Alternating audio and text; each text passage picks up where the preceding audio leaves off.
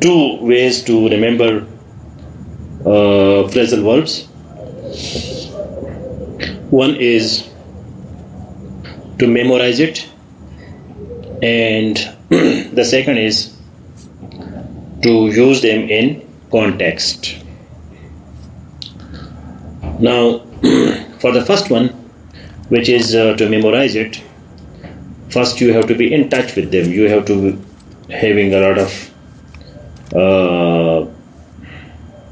phrasal verbs in front of you so that you can use them.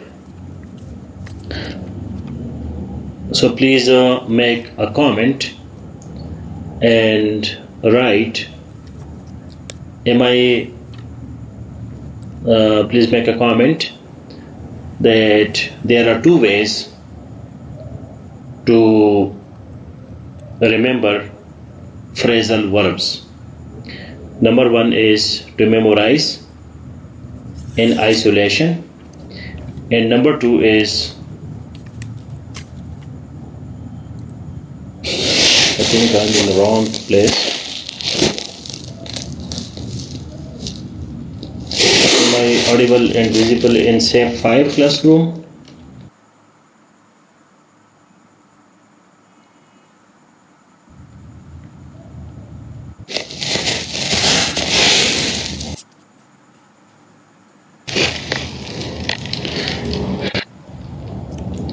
Can anybody confirm that? Is it SAFE 5 classroom? Please make a comment that I am audible and visible in SAFE 5 classroom. Imran Khan, am I live in SAFE 5 classroom?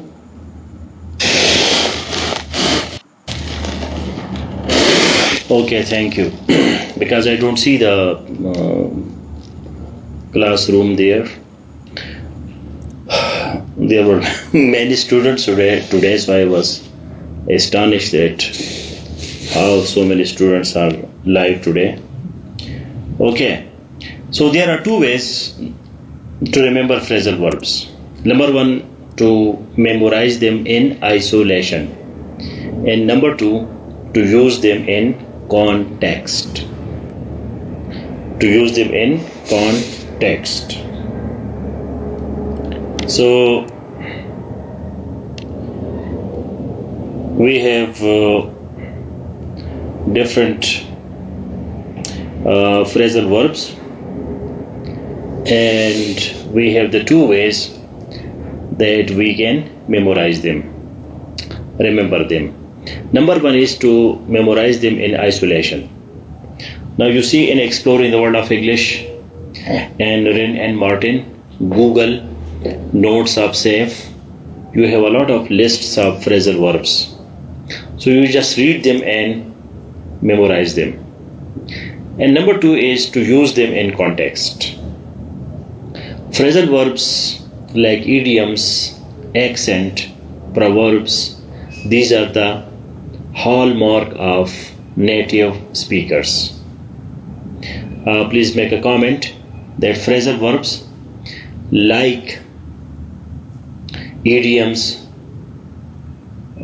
accent, proverbs are the hallmark of native speakers. Also prepositions. These are the hallmarks, are the distinguishing characteristic of native speakers.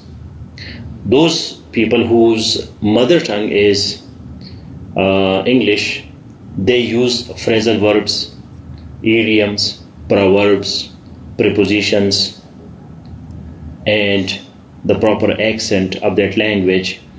That is the hallmark, or that is the distinguishing feature of the native speakers. जिनकी मादरी ज़बान होती है तो कुछ चीज़ें ऐसी होती है कि वो सिर्फ मादरी ज़बान का ख़ासा होता है, उनके लिए मखसूस होता है. वो कौन कौन सी चीज़ें हैं? Number one, phrasal verb. Number two, idiom. Number 3, proverbs. Number 4, prepositions. And number 5 accent. तो ये जो 5 चीज़ें हैं ये सिर्फ नेटिव स्पीकर्स के लिए मखसूस होते हैं whose mother tongue is English or any language. Also you can add number 6 slangs, abusive words, जो गालियाँ होती है, slang SLANG, slangs, proverbs, phrasal verbs, idioms, prepositions, accent, लहजा। तो ये सिर्फ मादरी ज़बान तक महदूद होती है, इस वजह से इसका सीखना जो है बड़ा मुश्किल होता है। ठीक है, जो गालियाँ होती है या ज़रबुल मिसल जो है, प्रोवर्ब्स, ईडियम्स, मुहावरे, तो ये चीज़ें जो है ये एक आपका मादरी ज़बान अगर नहीं है, प्रीपोजिशंस भी, तो इसका इस्तेमाल बड़ा मुश्किल है, क्योंकि वो बचपन से उसको सुनते हैं, पढ़ते हैं, तो वो उनको सीख सकते हैं। Those people who are of ESL, English as a second language, so for them it is highly complicated. It's a big challenge.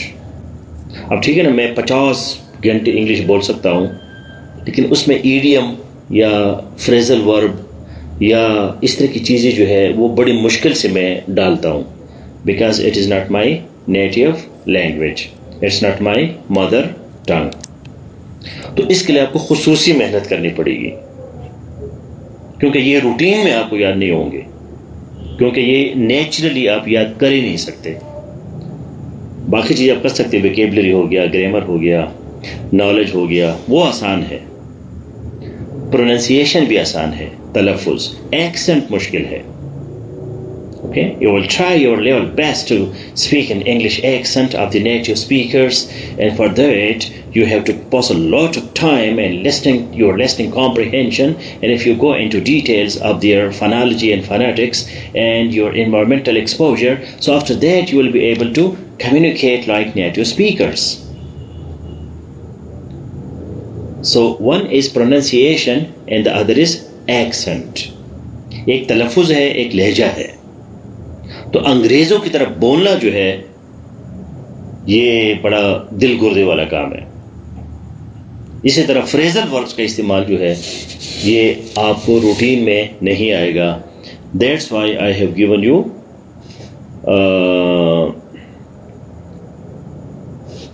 The 2 ways, जो 2 तरीके मैंने आपको बताई है। So you have to break down. अब देखो ना, ये नेचुरली मेरे मुंह से निकल गया, ब्रेक डाउन। ब्रेक नाउन है, डाउन जो है वो प्रीपोजिशन या एडवर्ब है। तो जब ये 2 मिलते हैं, ब्रेक डाउन के लिए हम एक वर्ड यूज कर सकते हैं, एंड दैट इज डिवाइड, तकसीम करना। सो यू कैन डिवाइड और you can break down the methodologies. अब ब्रेक डाउन के 2 तरीके हो सकते हैं, डिवाइड तकसीम करना, break down to stop working. Stop working को भी ब्रेक डाउन कहते हैं। माई कार ब्रोक डाउन, मेरा जो कार है वो उसने काम छोड़ दिया, broke down. The machine broke down. So we can say in common language that machine stopped working, machine ने काम छोड़ दिया, और we can say machine broke down. अब मैंने जो आपकी नोट्स आज दी है आपको, तो उसमें मैंने आपको एक लिंक भी दिया है grammarly.com का, तो उसमें उन्होंने इसकी कॉन्जुगेशन भी आपको बताया है। कॉन्जुगेशन ये बड़ा प्रॉब्लम है। Conjugation CONJUGATION, conjugation, please right it. Conjugation मैं क्यों कहता हूँ राइट इट, ताकि आपका प्रैक्टिस हो जाए। कॉन्जुगेशन। सो कॉन्जुगेशन मीन्स गर्दान, ठीक है। मसलन मैं कहता हूं ब्रोक डाउन, तो असल में ये क्या है, ब्रेक डाउन है।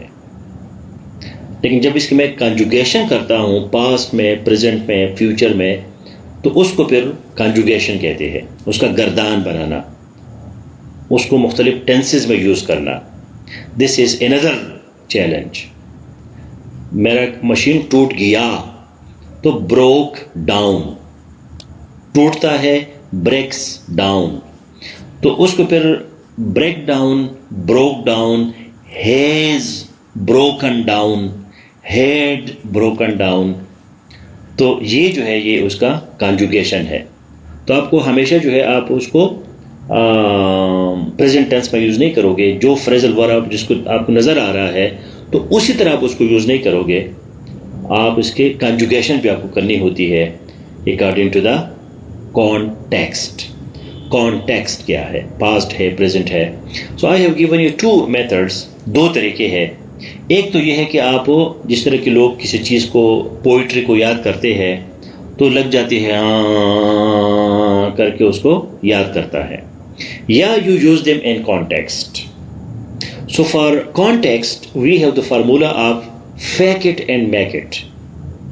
Fake it and make it. Fake it and make it का मतलब ये है कि पहले आप नकल उतारते हैं, fake FAKE, and then you make it, फिर वो नेचुरल हो जाता है।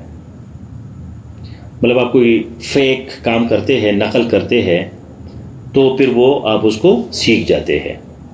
For example I have given you the title today, if you see the title of this lecture, तो ऊपर मैंने आपको क्या लिखा है कि don't give in because those who give in they give up and then they don't give out. तो ये मैंने क्या किया है, give up, give in, give out, तीन मैंने यहां जो है आपको फ्रेजल वर्ब्स यूज किए हैं। तो ये एक किस्म का मैंने fake it and make it formula इस्तेमाल किया है कि खामखा मैंने एक माहौल बना दिया और आपको ये तीन फ्रेजल वर्ब्स बता दिए। ठीक है, गिव अप छोड़ना, गिव इन शिकस्त मानना, गिव आउट तकसीम करना, स्प्रेड। ठीक है, तो ये जो है फिर मैंने आपको लिखा है नीचे काम डाउन। तो काम डाउन, ये मशहूर गाना भी है, काम डाउन, काम डाउन, तो ये भी फ्रेजल वर्ब है। And soon you shall get over if you go through today's classes, let's bump into the classroom, hang on to start. तो ये क्या है, ये fake it and make it है।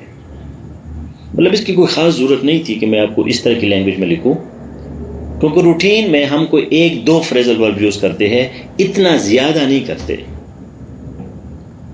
लेकिन मैंने आप लोगों को समझाने के लिए ये fake it and make it किया, नकली एक चीज़ को बनाया।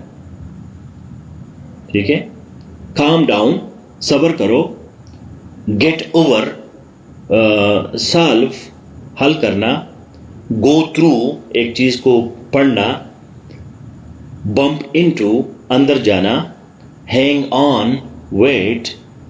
तो अभी देखो ये तीन चार लाइंस में मैंने आपको कितनी फ्रेजल वर्ब यूज़ किए हैं। Give in 1, give up 2, give out 3, go through 4, bump into 5, hang on 6।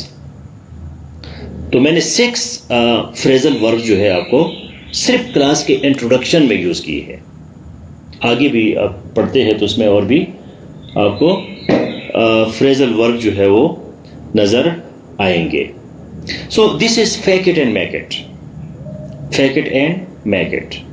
Another formula which is related to fake it and make it, that is UPA, UPA. UPA, UPA, unknown passive active. So UPA stands for unknown passive active. You see in Google top 50 phrasal verbs. आप Google में ये लिखते हैं, या exploring the world of English जो किताब है, या रिन एंड मार्टिन में जो फ्रेजल वर्ब्स है, लिस्ट आपके सामने है।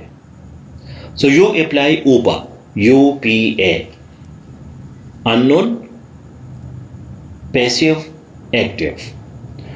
तो आप उस लिस्ट को देखते हैं कि यार इसमें फ्रेजल वर्ब अननोन कौन सा है मेरे लिए, जो पहले दफा मैं देख रहा हूं इस मीनिंग के साथ। क्योंकि फ्रेजल वर्ब का जो अल्फाज होते हैं मीनिंग वो नहीं होती, जो अल्फाज का है। मतलब गिव का मतलब है देना, अप का मतलब है ऊपर, ऊपर देना, तो इसका लिटरल मीनिंग ये है। लेकिन इसका इडियमेटिक मीनिंग क्या है, बामुहावरा मीनिंग क्या है, मेटाफोरिकल, छोड़ना, leave.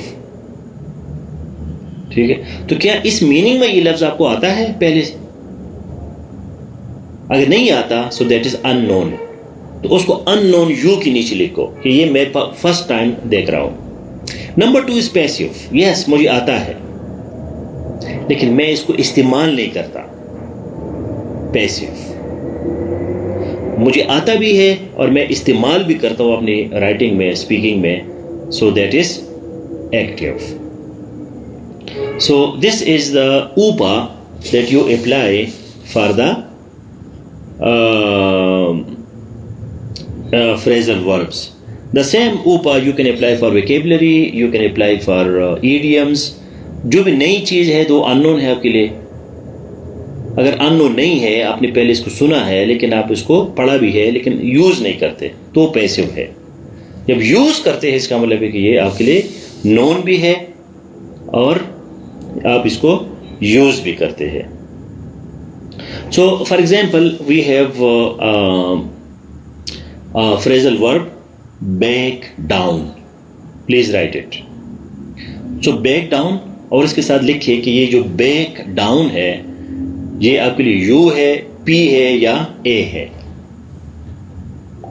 First write the phrasal verb back down and then write either U और P और A with it. अगर A है तो फिर उसको किसी सेंटेंस में इस्तेमाल करो। अगर P है तो इसका मतलब कि आपको आता है लेकिन आपने कभी इस्तेमाल नहीं किया।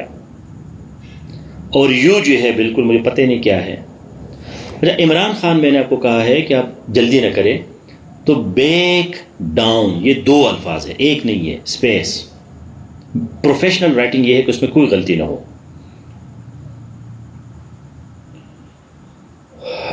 हाँ, इमरान खान के लिए क्या है, यू है, अननोन है, पहले दफा वो सुन रहा है बैक डाउन। किसके लिए पैसिव है या एक्टिव है, या आपके लिए ये यू है? Please everybody right.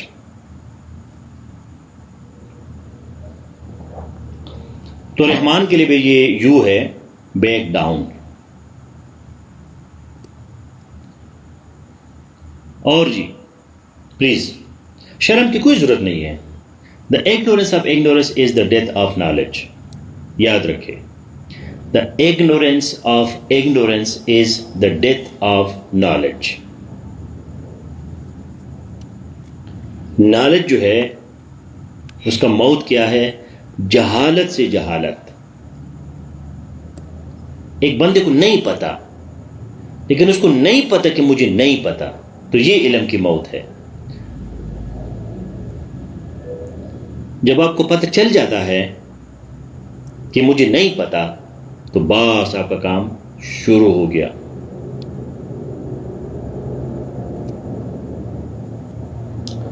Abdul Gaffar के लिए ये क्या है? पैसिव है। क्या है इसका मीनिंग? क्या है? अगर आपने इसको यूज नहीं किया है लेकिन आपको इसका मीनिंग तो आता है। क्या मीनिंग है बैक डाउन का?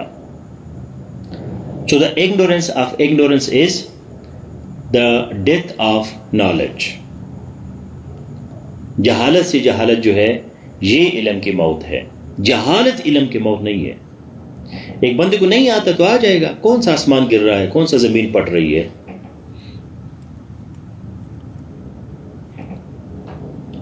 गोइंग, गो एंड नहीं। So back down means to stop doing something or admit you were wrong because people oppose you. If you keep protesting the new city taxes, the mayor will back down. ठीक है?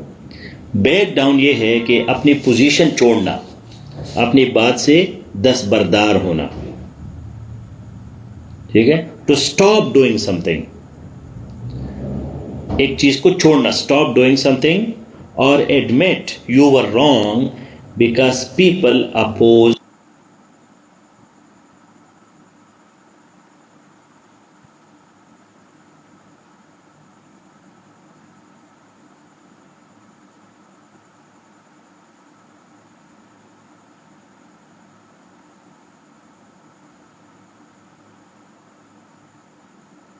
you.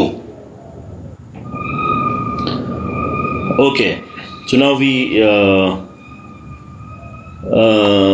use another phrasal verb under the formula of UPA. UPA. Bring up. Bring up. आपने Google नहीं करना या किसी किताब में नहीं देखना है इसको, अपने स्टेटस देखना है कि आपको ये चीज आती है कि नहीं आती. Bring up.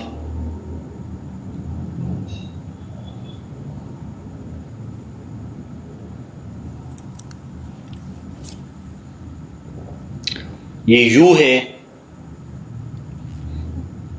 या पी है या ए है.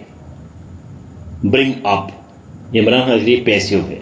क्या मीनिंग है इसका? आप यूज तो नहीं कर रहे, उसको मीनिंग आती है, वो पैसिव होता है.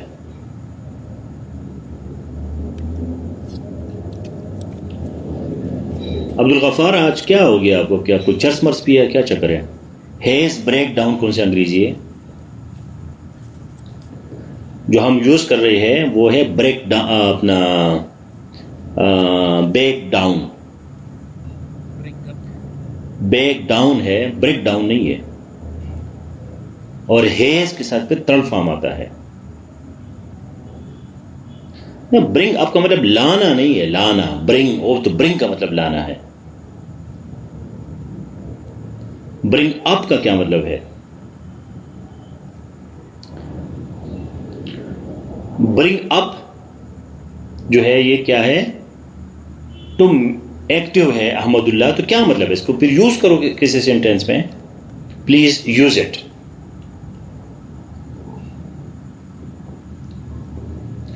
इसको फिर इस्तेमाल करें.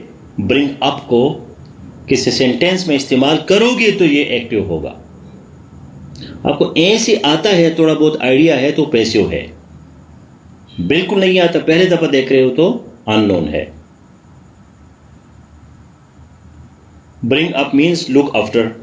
अब ये गलत बयानी है. You are telling lies. ये झूठ है, बिल्कुल झूठ है.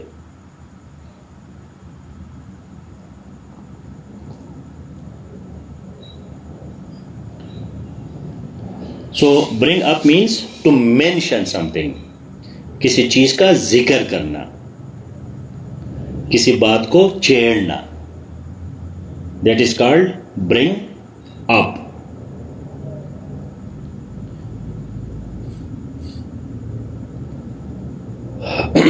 Don't bring it up to discuss his failure in examination. He is so sad about his failure in examination, so please don't bring it up. ठीक है, वो इम्तिहान में फेल हो गया है तो बड़ा परेशान है, तो इम्तिहान का जिक्र न करो उसके सामने. तो जिक्र करना जो है दैट इज ब्रिंग अप. तो हमने पहले क्या सीखा? Break down. दूसरा क्या सीखा? Bring up. अच्छा, ये बड़ा मशहूर है, आपने इसको बहुत पढ़ा होगा, अखबारों में बहुत ज़्यादा आता है. नहीं, ये वो वाला ब्रिंग अप नहीं है. ब्रिंग अप यहाँ का मतलब है टू मेंशन समथिंग. हाँ, इसका दूसरा मीनिंग जो है वो किसी की परवरिश करना.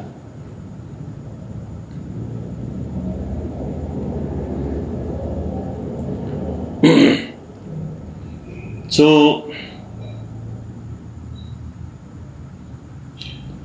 वो ब्रॉट अप जो है वो फिर एक और मीनिंग में आ जाता है. Brought up. ब्रॉट अप जो है ज्यादातर नाउन के तौर पर यूज, उसका ब्रॉट अप बड़ा अच्छा हो गया. नईम खान जो है वो ही है, ही. तो ही के लिए क्या आएगा? Brings up. ये कंजुगेशन है. नईम खान जो कि थर्ड पर्सन सिंगुलर है, एक इंसान है, ही है, तो फिर क्या क्या लिखोगे? Brings up. Brings up. ये फजूल गलतियां आप लोग ना करें प्लीज. बच्चों वाली गलतियां ना करें. ये कंजुगेशन मैंने आपको पहले बताया कि आपने उसको उसी शक्ल में यूज़ नहीं करना, उसको चेंज करना है बंदे के मुताबिक, टाइम के मुताबिक, प्रोनाउन कौन सा है, सब्जेक्ट कौन सा है, टेंस कौन सा है.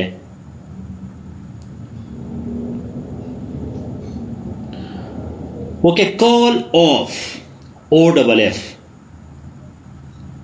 Is it active, passive, unknown? Call of.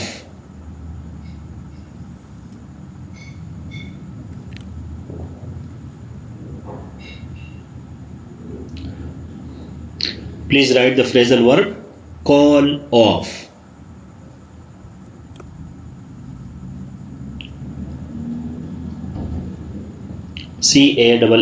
CALLOFF. Call off.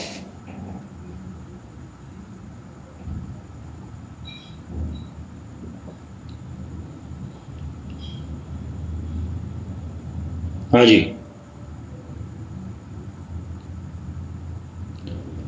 Call off. Imran Khan जल्दी मत करो. पूरा ऑफ आपने उठा दिया. एक एफ मैंने आपको 50 दफा का ओ डबल एफ.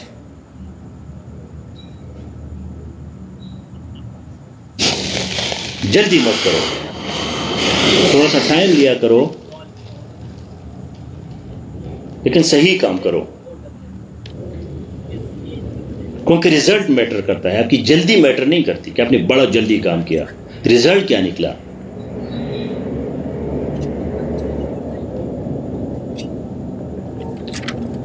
सो हारिस जमील कहते हैं जमाली कि ये मेरे लिए अननोन है. तो कॉल ऑफ जो है, इसका मीनिंग क्या है? टू कैंसल, कैंसल करना एक चीज को. Naeem Khan called off the meeting because he was busy. उसने मीटिंग कैंसल की. Calls off, to cancel something. Imran Khan ने इसको सही लिखा है. Call off means to cancel. ठीक है.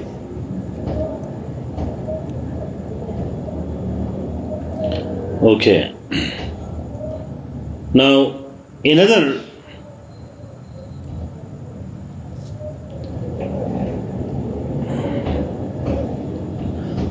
come up UP with.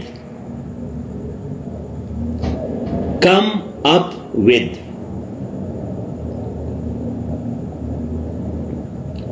Please write the phrasal verb come, COME, up, UP, come up with, WITH. Come up with.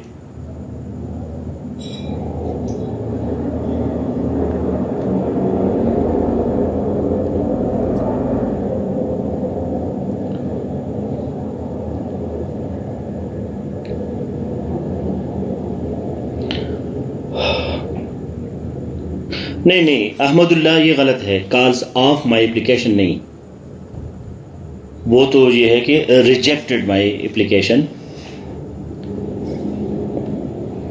Declined माई. मुझे नहीं पता किसके लिए कोई फ्रेजल वर्ब है नहीं है.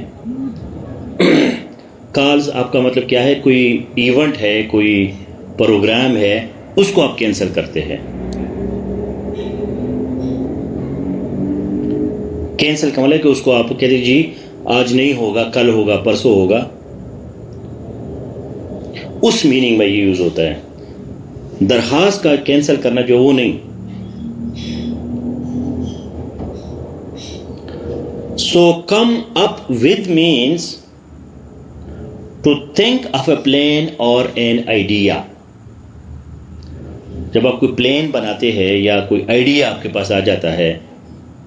So I was confused how to prepare for CSS, and then the idea to join SAFE came up with me. कि मैंने जो है आइडिया मुझे आ गया कि यार मैं सेफ को ज्वाइन करूं. So come up with means to think of a plan और an idea. Have you come up with a good idea for our project. क्या हमारे प्रोजेक्ट के लिए आपके पास कोई अच्छा आइडिया है?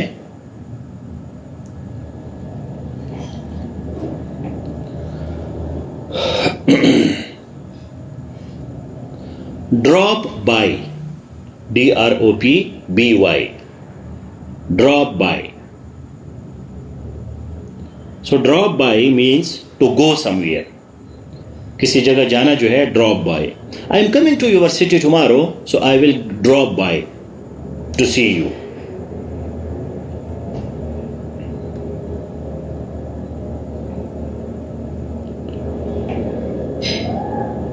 So get along. Get along means to have a good friendly relationship with someone. Get along. I understand Naeem Khan in class, that's why we both get along with each other. I get along with him because I understand him. My brother and I never fought when we were growing up. We always got along with each other. So get along.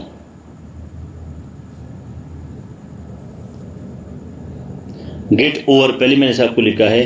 Get up बड़ा मशहूर है। Get up